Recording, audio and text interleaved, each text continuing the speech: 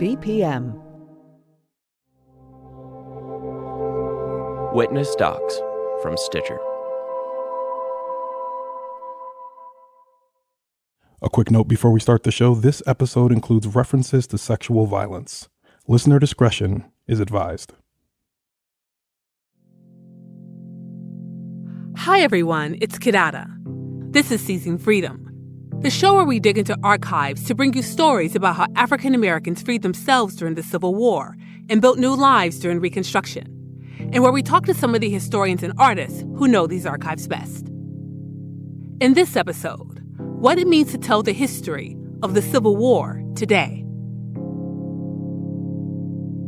Those stories still haven't been fully told, even as we are willing to say, yep, it was about slavery. Yep, it was about Black people moving with their feet, crossing Union lines.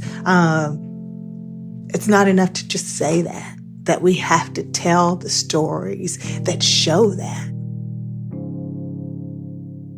I'm Crystal Feimster. I am a historian of African American history, women's history, and Southern history. I specialize in the 19th and 20th century. I love teaching. I'm from North Carolina. Crystal researches Black and white Southern women's experiences of sexual violence.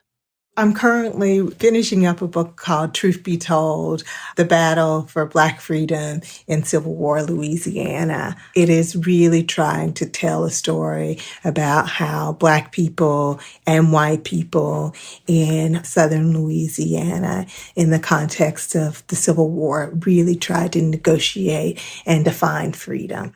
When most people think of the Civil War, they often think of white men, the white soldiers who are fighting the battles, and the mostly white male historians writing about them. How did you, as a Black woman, come to study the Civil War? I ask myself that question every day, girl.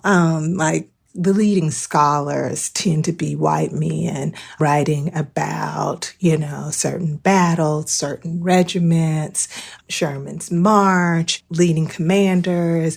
Here I was a historian who thought I would move forward from the 80s into the 20th century. But somehow I found myself going back in time. And partly because the first book that I wrote really was Reconstruction to about 1930s. And a lot of the arguments that I felt like I was making about the Reconstruction moment relied on claims that I was making about the Civil War. Claims that I am, at the time, I still think they were right, nonetheless. But based on just reading, sort of a general reading, I made an argument that in some ways that white women were afraid of sexual assault in the context of the Civil War. But their fear was not of Black men. It was of white soldiers, based on, a few documents. Not a lot, because I was really interested in the post-war period and how Black and white women were organizing after emancipation around these questions of rape and lynching. So at some point, I thought, let me go back and try to understand how Black and white women experienced the Civil War. And I think when I started presenting my work on the Civil War, there were rumblings. People were like, she ain't no Civil War historian. Who she thinks she is rolling up in here? Yeah, they're territorial. Some of them can feel some kind of way about anyone taking attention away from this white male-centered history. So how do you navigate that and still retain a commitment to telling the histories you thought needed to be told? It's interesting because I do remember people saying, there's a question whether you're a Civil War historian or not. And I said, well, I don't claim to be a Civil War historian. I'm a historian of the American South. Civil War happened there. I'm a historian of African American history, and Black people participated in the Civil War. And I work on African American women's history and Black women experienced the Civil War. So as, I initially made the argument that as a scholar of women's history in the South, that I could write and think about the Civil War with the best of them. And I had to hold on to that claim and make a case for myself. But I think there were already people in the field, like I think of Thavolia Glimp, for example, as already sort of creating a path so that I wasn't blazing a new path by coming in and saying, oh, well, Black women matter when we think about the Civil War. She'd already had those fights, I assume, if she had to have fights about that. And I had other scholars who were thinking about Black women laundresses, for example. Tara Hunter, who had worked on Black women laundresses in the post-war period, really sort of helped prop me up as a scholar of African-American women's history who could go anywhere, including the Civil War. I mean, I think part of it, too, is, how do I say this without being offensive or... Well, I'll say it. They tried to stop me, too. I wanted to study the Civil War back in undergrad, and I was essentially told this is a white man's war and a white man's history of it. And I'd also hear things like, well, you're not a Civil War historian. And I would say, no, I'm not. I'm an African-Americanist. I follow the Black people. And then I also remind them of our training, that we're an archives-based discipline, and there are Black people in the archives of the Civil War. They know because they've seen them there. I think holding them accountable to the training can sometimes shut this down.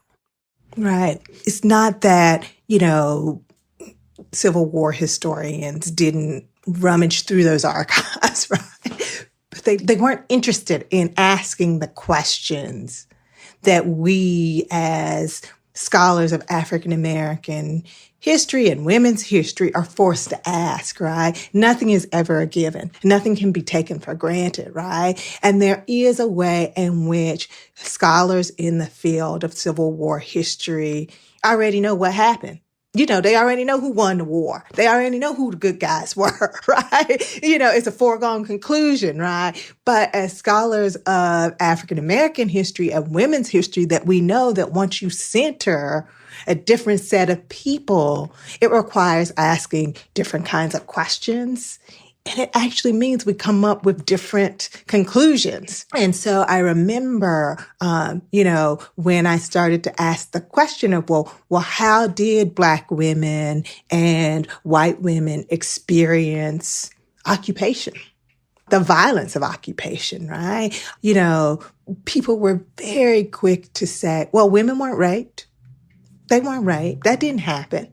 The Union Army did not rape women, because they're the good guys, right?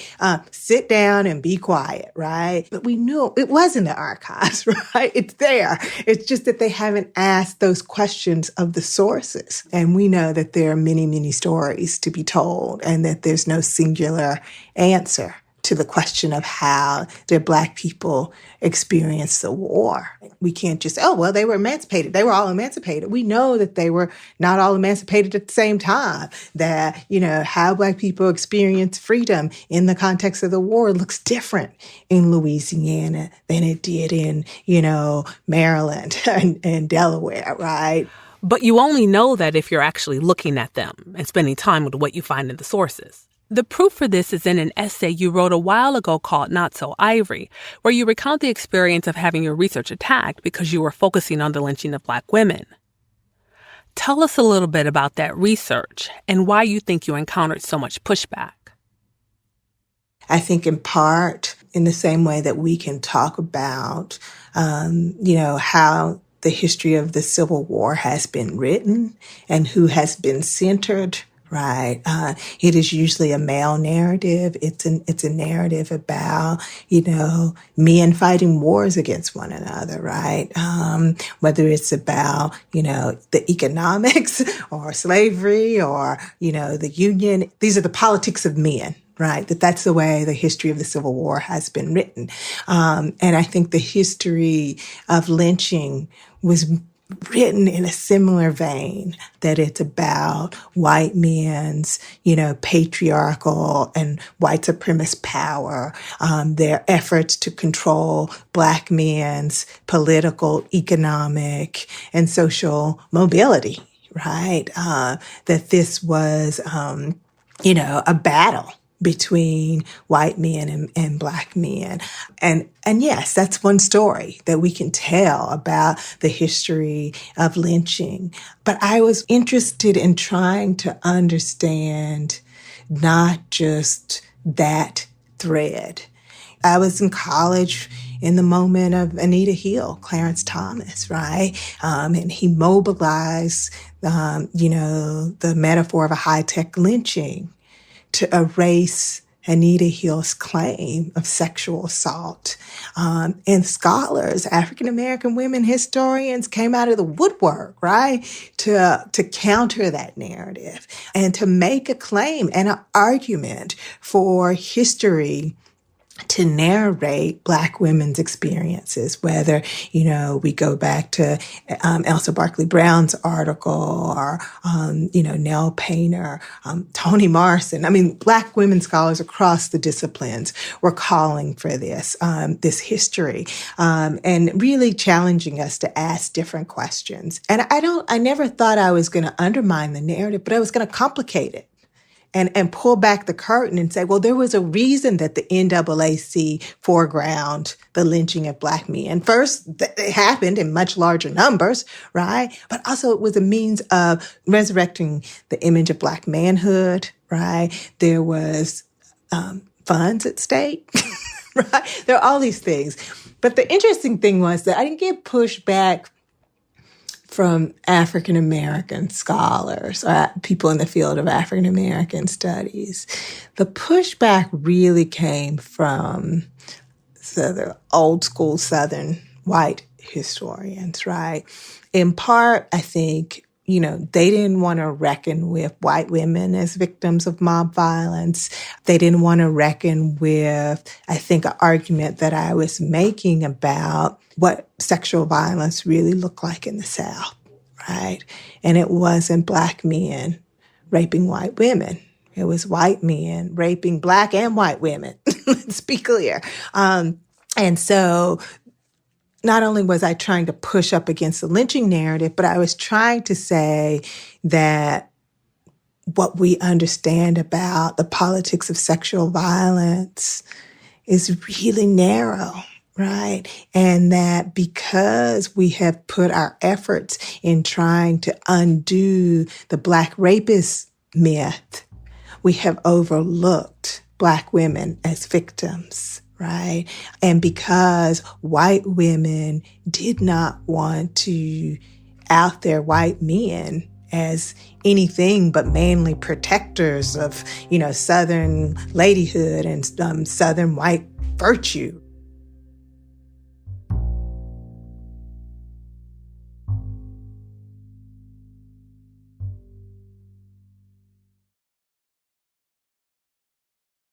We were just talking about how we use our wider knowledge of archival sources to interpret specific records. And to that point, I want to talk about a woman named Rose.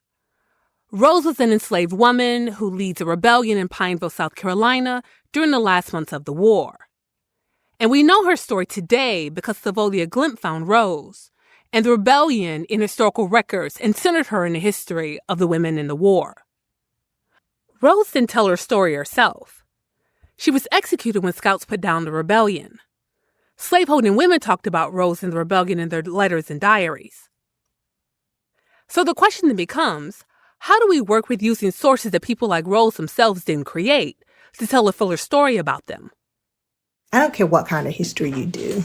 You're going to have to rely on sources and documents that were not produced by the people that you're writing about to tell their story. Like white historians do it all the time. Like let me just say, so that in some ways, as historians, we are trained to read our documents, right? And to read them with a critical eye and all of those things. What makes African American history particularly challenging in the same way that I imagine for scholars who do Native American history, right? That we have to reckon with the white supremacist nature of those documents. And so, if I was a white historian who was doing labor history, right, then I might have to deal with the classist or the sexist nature of documents about working class, white women in the factories, whatever. But I think for us as scholars of African American history and life, what becomes the challenge is reading against those narratives, right, of white supremacy that is telling that story from their vantage point. And so then we have to imagine what was at stake for the Black people. I say imagine, but we know they want to be free, right? But a lot of the assumptions that I make, if I call them assumptions, or intellectual or analytical leaps that I make, are building off other scholarship. I have read enough testimonies of Black women recounting their rapes. And I take from Darlene Clark Hine this idea that there is an inner life that Black women have that may be closed off in some way, but it's not illegible, right? You mentioned Rose, and I'm like, who Rose? But in some ways, I probably am swimming in the same water with the Volia so that I can understand a Rose. People want to say, oh, it's critical fabulation, but I'm like, no, she's swimming in the water with us. And if you're swimming in the water, then you know the contours, you know the nature of the current, the depths, and what you're going to find underneath the water, etc. Because you've got all the other sources that indicate the sort of larger possibilities or what might have informed those actions that we see documented in some of the individual records we're examining.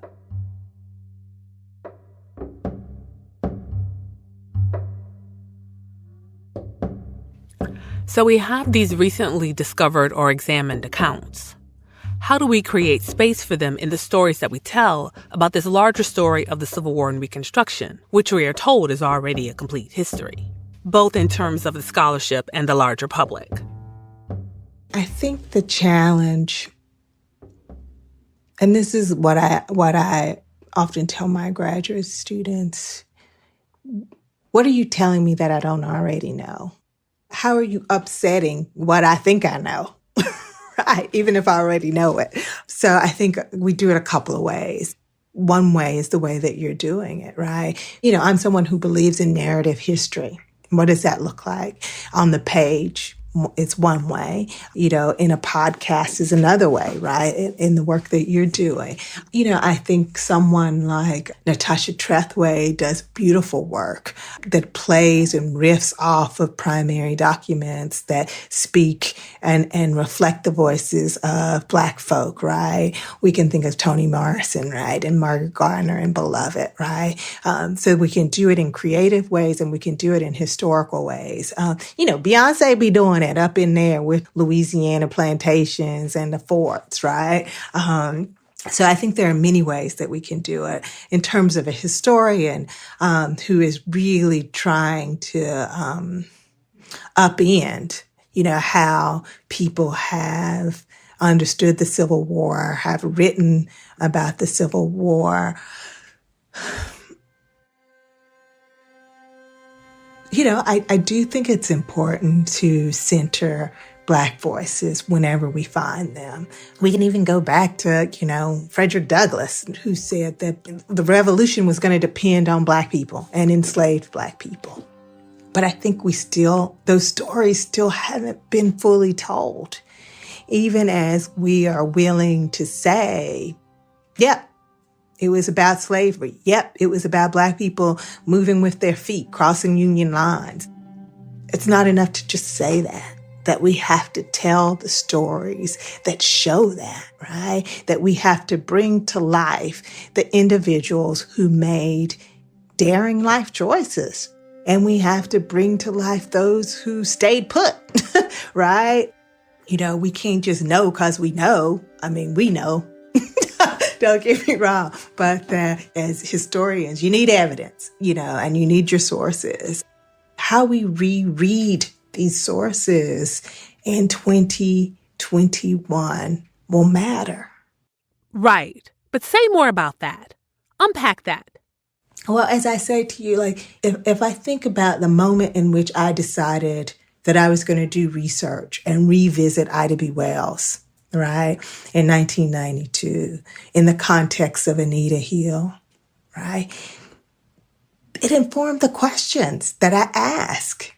I know that we want to sort of believe that we are, these objective, unbiased, scientists going in. But we are all a product of our time and place. And so I imagine, I know it to be true that whatever I write about the Civil War, right, is going to be informed by the moment in which we're living. And I think the last decade, right, when we think about the ways in which Black bodies have been policed and systemically brutalized, in the context of, we can think about it as peacetime, but I think there will be a generation after us who will write about the 90s as, a kind of full-on war against Black folks. That Black Lives Matter is a slogan and a movement that comes out of real violence and murder of Black people, right? And so for me to live through this time and then to go back and think about how Black people experienced the Civil War, how they resisted, it gives me, I don't want to say imaginative material, but it makes it easier for me to imagine how Black people experienced military occupation, how women felt about losing their children in the context of war, right? And I'm not saying it's the same, but it gives me some empathetic power or emotional baggage that helps make it possible for me to write narrative history that is about showing the depths of humanity.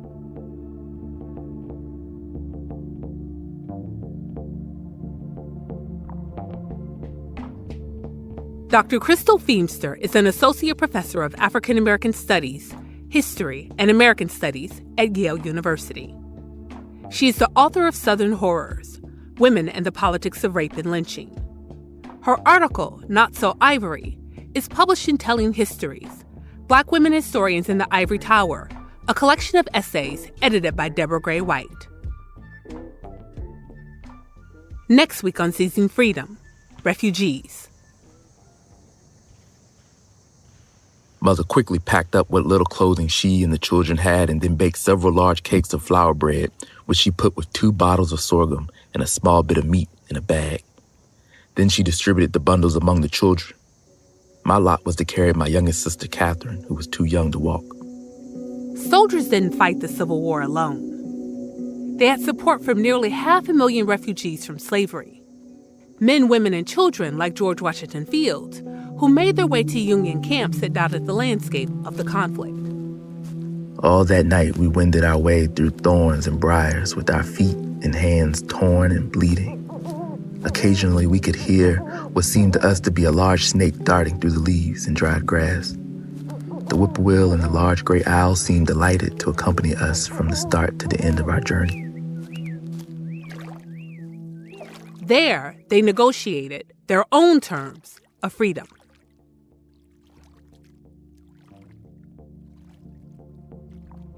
Seizing Freedom is a production of VPM and Witness Docs from Stitcher. The show is researched and hosted by me, Kidada Williams. It's produced by Lushik Waba, Joshua Moore, and Ronald Young Jr. Our theme song and music was composed by Dan Burns. Additional music from Blue Dot Sessions. Editing comes from Kelly Jones, Gavin Wright, and Camille Stanley. Our executive producer is Ed Ayers. Steve Humble is VPM's Chief Content Officer.